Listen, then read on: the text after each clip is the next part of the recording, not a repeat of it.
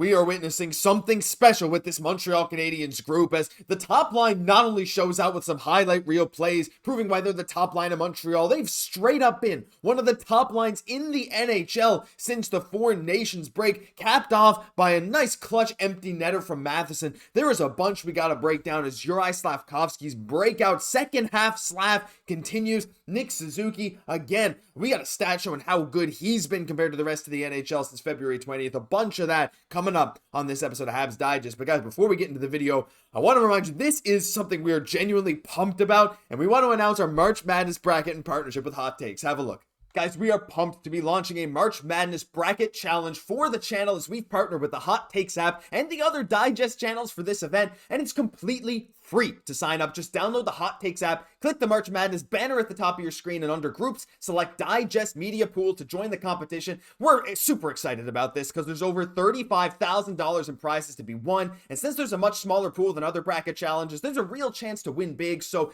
click the link down below or scan the QR code on screen to get started, and make sure you use the referral code DIGEST, all caps, make sure it's all caps, DIGEST, to get exclusive perks when you sign up. The main event round starts March 16th, so you're going to want to sign up before then, and if you have any trouble signing up at all, email us. An email will be linked down below as well. Thank you so much to Hot Takes for partnering with us for this amazing competition.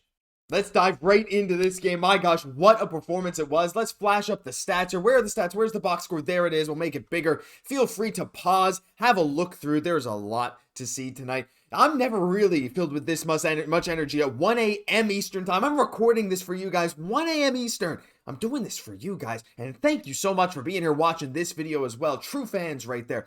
What a game. Like, there's so many things. I'm going to go through some of the little things that I wanted to mention first before we dive into that top line, because oh boy, there is some stuff to get into, that's for sure. But I want to start with just a few little things here. The first thing I want to mention, I was saying it on Twitter all night, I thought this was Michael Pezzetta's arguably best game of the season, best game in a while, played 7 minutes and 50 seconds. He had 6 hits, and he was everywhere. Now, he didn't get the opportunity that some other guys did, but I really thought Michael Pezzetta had a good game tonight, and when he does have those good games, I want to shout him out. Of course, the Habs are currently shorthanded quite a bit with Patrick Laine out on the injured reserve, the emergency call-up of Joshua Watt to replace Owen Beck, as he's a bit of a better fit considering Alex Newhook was playing more of a winger role, or more of a center role, with Owen Beck playing the winger role while Beck was up. So wanted to mention that. By the way, Alex Newhook, another little thing for him, I thought he had a good game tonight. Now, the stats earlier today, when I looked it up, he was 18 for 33. By the end of this game, he was 20 for 37.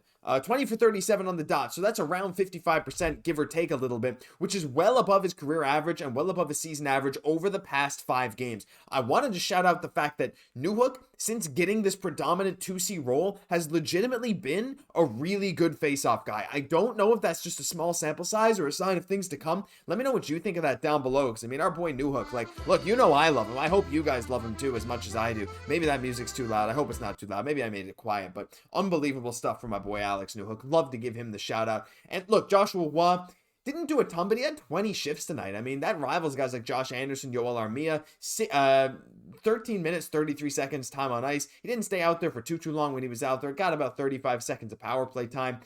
He was solid. I mean, he was just pretty solid overall. Still getting used to that NHL game, I think. But, you know, it was good from him. And on defense, again, Lane Hutson, great. A lot of comparisons coming in between Hutson and Hughes. Quinn Hughes, who didn't play. Jayden Struble.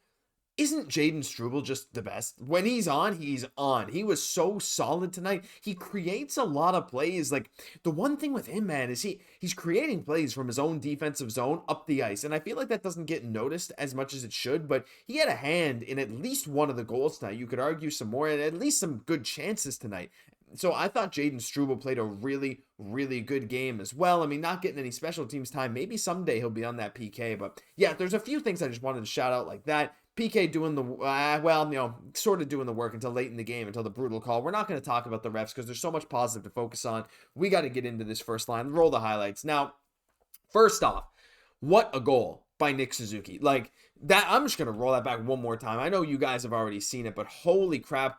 first shift basically of the game. I think it was the first shift of the game. A minute in, Slafkovsky with the snipe and Kolkov. Slaf setting up this play too over to Caufield. Slaf will be one of the main topics today, but I wanted to show you, well, there's a Slaf thing. We got a bunch of stuff to talk about here. I lose track of the pictures. There's so many good things. For little Easter eggs, you can pause and have a look at these pictures I'm accidentally flashing up. 1 a.m., okay? Not supposed to have this much energy. Give me a break. So, since February 20th, this is since the Four Nations break, Roope Hintz has the most points in the NHL with 16, and in a tie for second, it's Nathan MacKinnon, Jason Robertson, and Nick Suzuki with 15 points each.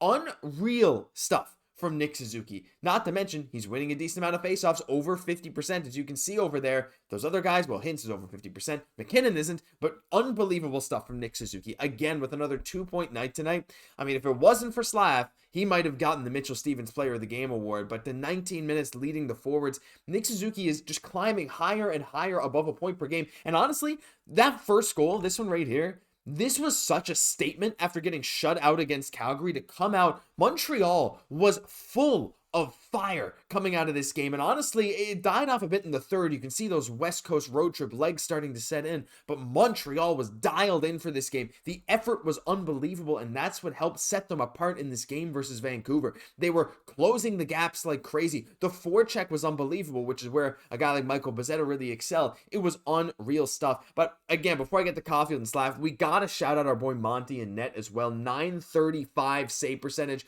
29 saves. He was unbelievably solid too. I should have shouted him out earlier, to be honest, but you know, for the real ones who are watching the whole way through the video, you know I'm shouting out Sam Montembeault right now because I need to. Some of those insane saves where he's just standing strong, like not even these crazy lateral movement saves, though he did have a really nice kick save at one point. Samuel Montembeault was just standing strong in net, and the only two pucks that beat him were heavily screened shots. One was a borderline goalie interference, so amazing for him. Cole Caufield as well, now up to 32 goals on the season. I think 21 of them on the road. This first line just clicking on every single level, but the big story is Slaf. Slaf has 8 points in 8 games since the Four Nations break. I think now this was this their 8th? I think it was. He also has 20 shots and 34 hits in those games. Juraj Slafkvosky is averaging over 4 hits a game and is a point-per-game player since the Four Nations break. When he said he was taking inspiration from Brady Tkachuk, he meant it. I mean, if we take a look at the stats, there technically only 1 hit tonight.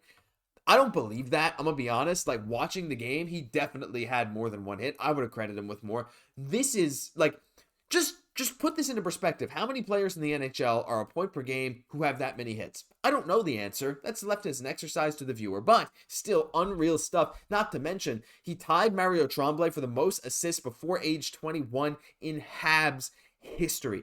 Like, legit insane stuff from the Slavzilla himself. Crazy how good he has looked since the Four Nations break. A lot of criticism came out for him after that Calgary game because of how he handled the puck down the stretch when Montreal was trying to score at the empty net, but I don't think that was very deserved. Well, maybe some of the criticism. Yeah, he made some mistakes, but at the end of the day, he's unbelievable, right? Some of the hate that comes out after one bad game is crazy. Juraj Slafkovsky with a 3-point night, and there's a reason he is getting, go full screen, the Mitchell Stevens Player of the Game award. It's Juraj Slafkovsky. It's Slavzilla. This guy has been on a heater right now. Second half Slav is coming soon to an arena near you. Watch out Seattle tomorrow night. That's what I'm worried about, the back-to-back game on this West Coast road trip where the Habs are already losing their legs a little bit. It's a bit crazy, but Juraj Slafkovsky, again, unreal stuff. Got to flash up the playoff stats. This is the big thing here, too. Montreal now officially 2 points out of a playoff spot.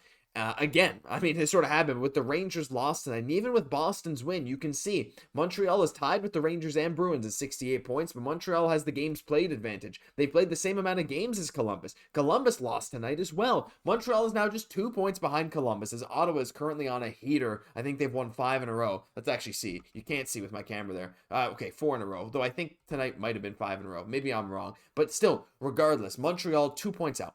Montreal's 31 wins on the season right now. Tied with the Rangers, tied with the Blue Jackets there. But hey, there's still a lot of hockey left. And if this kind of game, like, yeah, this third period got away from Montreal a bit, and it wasn't helped by a really bad call from a ref that I know a lot of us don't like. This Montreal team got a shot right now. There's some winnable games coming up. Not all of them. Some of them are going to be difficult, but you can go in, you put up a bit of a stinker against Calgary, but you still only allow 1 goal. You, in essence, really only allowed 1 goal against the Canucks there tonight, minus the power play goal late. You can go into Seattle and you can squeak out a point. It's going to be so important. So let me know your thoughts, your hype for the Montreal Canadiens now. This first line is dominant. The Habs are 2 points out of a playoff spot. Who knew we would have been talking about this, especially without adding at the deadline? I am pumped. That'll do it for this episode of Habs Digest. If you enjoyed, I'm just going to ask for one thing today. If you're a real one, you made it this far into the video, I'm genuinely excited about this Hot Takes app partnership. Please do it if you really enjoy the channel. It's the best thing you can do to support us right now. I don't like subscribers, sure, but to support us as a show, we're trying to get as many people as we can in this. And like I said, it's completely free. Literally no catch. Username, password, email, password. That's it. You're in. Join our pool. I'm in there. Jesse's in there. Everyone in Digest Media is in there. We have creators from all across North America. So hey, if that sounds like fun to you, you want to make a free March Madness bracket and you want to join our stuff and get a chance to win some real money, check it out down below. I've been your host, Josh Gosse. We'll catch you tomorrow in the next one.